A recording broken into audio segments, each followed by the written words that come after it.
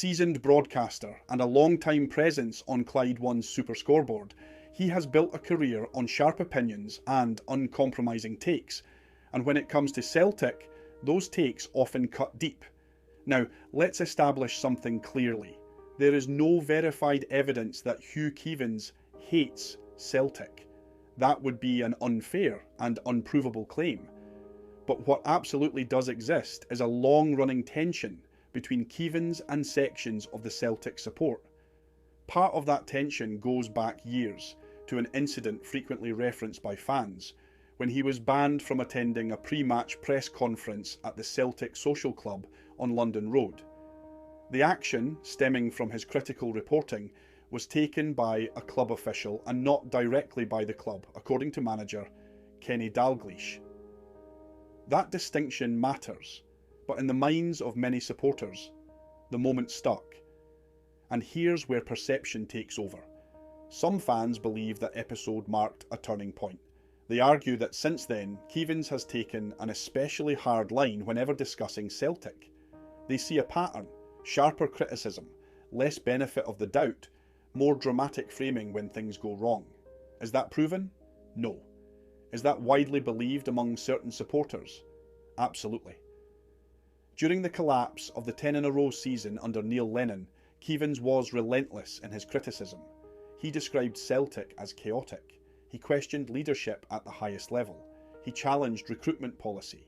He openly criticised the board and figures such as Dermot Desmond. Strong scrutiny is part of the job, but critics argue that Keevins often goes beyond scrutiny into something that feels theatrical, almost prosecutorial. When Celtic win, the praise can sound restrained, professional, brief. When Celtic falter, the language expands, the tone sharpens, the narrative widens from poor result to institutional failure. That imbalance, real or perceived, fuels the mistrust. To many supporters, it feels like Keevins doesn't just analyse Celtic.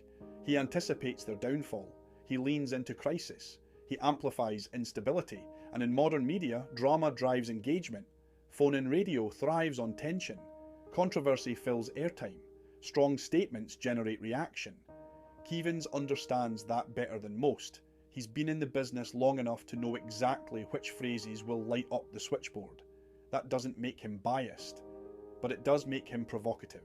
And for a club like Celtic, with a fiercely loyal, emotionally invested global support, provocation doesn't go unnoticed. Add in the memory of that supporters' social club episode, and you have the perfect foundation for suspicion. Fair or unfair, some fans see it as personal history influencing professional tone. Again, there is no hard evidence to prove motive. But in football culture, perception is powerful. Keevins would likely argue he treats Celtic like any other major club, that scrutiny comes with size, success and expectation. And to be fair, he has acknowledged strong performances and title-winning campaigns when they happen. Yet among a significant portion of the support, the feeling remains that when Celtic stumble, Keevins doesn't just report it. He leans into it, hard. So, what is this really about? Hatred? There's no proof of that. Bias? That depends on who you ask. But what cannot be denied is the friction. A seasoned journalist who refuses to soften his stance, or a bitter journalist holding a grudge.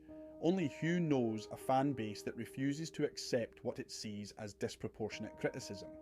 And a history, including that Celtic Social Club episode, that continues to shape how every comment is received. In Glasgow's football culture, memories are long, narratives stick, and tone is everything. And when Hugh Keevins speaks about Celtic, thousands listen, not just for the analysis, but for what they believe lies underneath it. Whether that belief is justified or not, it's a narrative Hugh plays into.